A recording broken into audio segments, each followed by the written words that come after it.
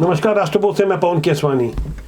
सीमा पर हमारे जांबाज सिपाही एक तरफ पाकिस्तान में घुसकर बम फोड़ रहे हैं, उनके 4-4 विमानों को गिरा चुके हैं, जबकि देश के अंदर भी छत्तीसगढ़ और तेलंगाना के सरहद पर कर्रेगुट्टा की पहाड़ियों पर 20 नक्सलियों को हमारे जांबाज सैनिकों ने मार गिराया है। एक तरफ देश की सीमाओं पर और देश के अंदर बम फूट रहे हैं, दूसरी तरफ छत्तीसगढ़ में भी कुछ लेटर बम फूट रहे हैं। छत्तीसगढ़ की मीडिया भाजपा के कद्दावर नेता बृजमोहन अग्रवाल, जो कि अब सांसद हो चुके हैं लोकसभा के, उनके द्वारा अपनी सरकार को लगातार पत्र लिखे जाने को लेटर बम की संज्ञा दे रही है। दरअसल बृजमोहन अग्रवाल जिस अंदाज में अपनी बातों को रख रहे हैं, उसे लेकर तरह तरह के राजनीतिक मायने निकाले जा रहे हैं। ये समझने की कोशिश की जा रही है कि रायपुर दक्षिण से 8 बार के विधायक बृजमोहन अग्रवाल जब अचानक मंत्री से सांसद बनाए गए, क्या उस वजह से बृजमोहन अग्रवाल खफा है या कुछ और अंदर की बात है? गहराई से हमें समझना होगा कि आखिर बृजमोहन अग्रवाल की ही पार्टी की जब सरकार है, इतने कद्दावर नेता है,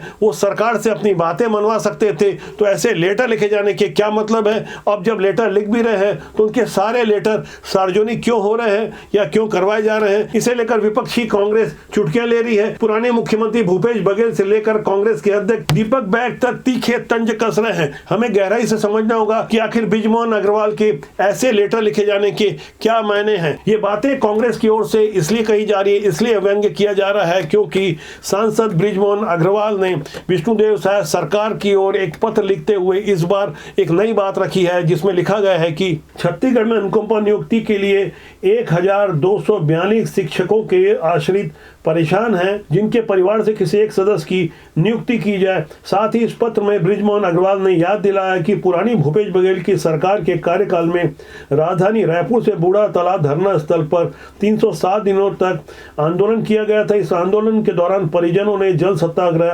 दंडवत आंदोलन, जेल भरो आंदोलन और महिलाओं के मुंडन तक करवाए थे। ऐसी मार्मिक गतिविधियों के माध्यम से अपनी पीड़ा व्यक्त की थी, जिससे संपूर्ण प्रदेश की आत्मा व्यथित हो उठी थी। सांसद बृजमोहन अग्रवाल के इस ताजा पत्र की राजनीतिक गहराई को समझने से पहले थोड़ा फ्लैशबैक में चलेंगे कि आखिर बृजमोहन अग्रवाल लगातार ये पत्र लिख रहे हैं और कब से लिख रहे हैं और इसके क्या मायने हैं। इसे गहराई से समझने के लिए हमें 14 महीने पीछे फ्लैशबैक में जाना होगा।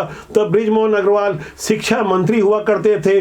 भरी विधानसभा में उन्होंने 33,000 शिक्षकों की भर्ती की घोषणा की थी। साथ ही यह समझाया था कि इसके लिए वित्त मंत्री और मुख्यमंत्री से अनुमोदन लिया जाएगा, यानी साफ तौर पर कैबिनेट से वो प्रस्ताव पास नहीं हुआ था। बावजूद इसके बृजमोहन अग्रवाल ने वो बड़ी घोषणा कर दी थी। 14 फरवरी 2024 की वो खबर सरकारी वेबसाइट डीपीआर में भी प्रकाशित हुई थी, जिसमें साफ तौर पर तत्कालीन शिक्षा मंत्री बृजमोहन अग्रवाल और चरणदास की बातों का भी उल्लेख किया गया था। 14 फरवरी 2024 की डीपीआर की इस खबर में लिखा है कि मंत्री बृजमोहन अग्रवाल ने विभागीय बजट पर चर्चा करते हुए साफ तौर पर यह बताया कि 33,000 से अधिक पदों पर शिक्षकों की भर्ती की जाएगी। इसमें व्याख्याता के 2,524 पद और शिक्षक के 8,194 पद और सहायक शिक्षक के लिए 22,341 पद शामिल है। साथ ही उन्होंने यह भी कहा था कि समग्र शिक्षा के अंतर्गत 1,086 पद सृजित किया जाएगा। इसके लिए बजट में 1 करोड़ रुपए का अलग से प्रावधान किया गया है। विधानसभा में उस दौरान नेता प्रतिपक्ष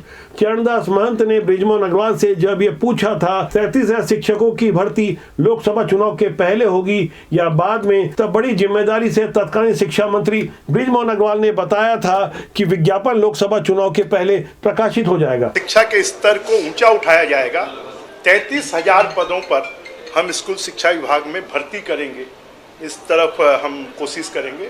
और हायर एजुकेशन में लगभग 5,000 पदों की भर्ती हम करेंगे। शिक्षा मंत्री रहते बृजमोहन अग्रवाल की घोषणा के बाद लोकसभा चुनाव आचार संहिता भी लग गई। विज्ञापन नहीं आया क्योंकि राज्य सरकार ने कैबिनेट में से मंजूरी नहीं दी थी। लेकिन सबसे बड़ा प्रश्न ये खड़ा होता है कि जब मंजूरी नहीं मिली थी तो बृजमोहन अग्रवाल विधानसभा के भीतर बड़ी जिम्मेदारी से 33,000 शिक्षकों की भर्ती की बात या दावा कैसे कर रहे थे। दिन बदला, परिस्थितियां बदली। शिक्षा मंत्री से बृजमोहन अग्रवाल रायपुर लोकसभा के सांसद बन चुके थे, लेकिन उनकी बातें नहीं बदली, उनका दावा नहीं बदला। युवाओं को इंतजार था कि 4 जून 2024 को जैसे ही लोकसभा चुनाव की आचार संहिता हटेगी और शिक्षकों की भर्ती हो जाएगी, लेकिन ऐसा हुआ नहीं। राज्य सरकार की ओर से बृजमोहन अग्रवाल ने जो बातें पहले कही थी, उनकी उस घोषणा के बाद कहीं से कोई और और घोषणा नहीं हुई। जब बृजमोहन अग्रवाल सांसद बन चुके थे तो 29 जून 2024 को एक न्यूज चैनल न्यूज 24 से बात करते हुए उन्होंने अपनी पुरानी बातों को दोहराया और दावा किया कि 33,000 शिक्षकों की भर्ती होकर रहेगी। तो 4 तारीख को चुनाव के रिजल्ट आए हैं, जी को लिखा था कि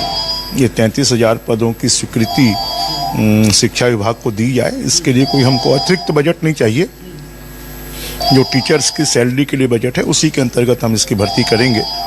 और उसको पुनः हमने माननीय मुख्यमंत्री जी को और वित्त मंत्री जी को पुनः स्मरण भेजा है कि इसकी परमिशन शिक्षा विभाग को दी जाए। यानी सांसद बनने के फौरन बाद से ही बृजमोहन अग्रवाल ने भारतीय जनता पार्टी की छत्तीसगढ़ में जो सरकार है उन्हें पत्र लिखना शुरू किया था। ऐसे लगातार लिखे जा रहे पत्रों के अनेक राजनीतिक मायने निकाले जाने लगे। राजनीतिक विश्लेषक ये अनुमान लगा रहे थे कि बृजमोहन अग्रवाल की क्या शासन में कोई सुन नहीं रहा है, या बृजमोहन अग्रवाल लगातार ऐसे पत्रों को मीडिया के सामने प्रस्तुत कर ये बताने की कोशिश कर रहे हैं कि उन्होंने कहीं ना कहीं एक अलग राह पकड़ ली है। बृजमोहन अग्रवाल ने और कौन कौन से पत्र लिखे, इस पर यदि हम गौर करें तो हाल में ही 7 अप्रैल 2025 को मुख्यमंत्री विष्णुदेव साय को एक पत्र लिखकर आग्रह किया था कि राज्य सरकार संवैधानिक दायित्वों का निर्वहन करते हुए शिक्षकों के समकक्ष पदों पर एक बार की विशेष छूट दी जाए। इससे पहले 5 मई को सांसद बृजमोहन अग्रवाल ने दिवंगत शिक्षकों के आश्रितों के अनुकंपा नियुक्ति की मांग उठाई थी, जिसमें दिवंगत शिक्षकों के 1242 आश्रित परिवारों के अनुकंपा नियुक्ति की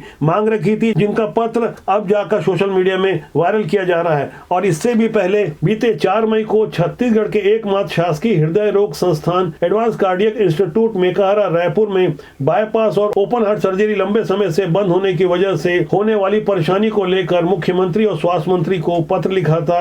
उससे पहले 13 अप्रैल को रायपुर में अपराध और ट्रैफिक की बढ़ती हालत को लेकर 796 पुलिस के खाली पदों की भर्ती का आग्रह किया था। और उससे पहले 22 फरवरी को लव जिहाद, धर्म परिवर्तन और गौ हत्या पर कानून बनाने की मांग को लेकर बृजमोहन अग्रवाल ने राज्य सरकार को पत्र लिखा था। बीते 22 अप्रैल को भी एक पत्र लिखा गया था जिसमें छत्तीसगढ़ के स्कूलों में ग्रीष्मकालीन अवकाश दिया जाए। ऐसे ढेर सारे पत्र बृजमोहन अग्रवाल के अलावा बाकी और भाजपा के सांसद भी लिखते हैं, लेकिन बृजमोहन अग्रवाल जब भी लिखते हैं सुर्खियों में आ जाते हैं। दरअसल ऐसी सुर्खियों की खास वजह है, बृजमोहन अग्रवाल छत्तीसगढ़ के कद्दावर नेता है, 8 बार के विधायक रहे और सांसद बनाए गए। जिन हालातों में उन्हें मंत्रिमंडल में शामिल किया गया और मंत्रिमंडल से अचानक मंत्रिमंडल से उनकी विदाई हो गई या करवा दी गई, उसके पीछे खास राजनीतिक मंशा या रणनीति माना जा रहा है। ऐसा माना जा रहा है कि बृजमोहन अग्रवाल एक कद्दावर नेता हैं, उन्हें डिक्टेट कर पाना बहुत मुश्किल होता। बृजमोहन अग्रवाल के आगे भारतीय जनता पार्टी छत्तीसगढ़ में किसी भी बड़े नेता की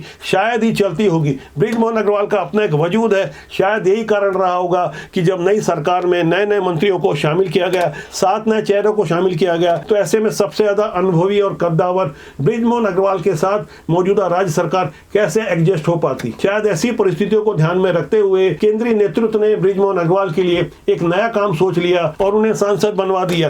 राजनीति के अंदर खाने की ऐसी बातें लगातार हम गहराई से समझते हैं। आम जनता से भी आग्रह करते हैं कि वो राजनीति में रुचि ले। अच्छे लोगों को राजनीति में आना चाहिए जिससे देश और समाज का भला हो। राजनीति बुरी नहीं होती, उसमें काम करने लोग अच्छे या बुरे होते हैं। अच्छे लोगों को पहचाने, देश और समाज के हित में आप भी राजनीति में अपना भरपूर योगदान दें। तो आज के अंक इतना ही। मेरा आपसे आग्रह कि चैनल को देखें, लाइक करें, शेयर करें, सब्सक्राइब करें। नमस्कार।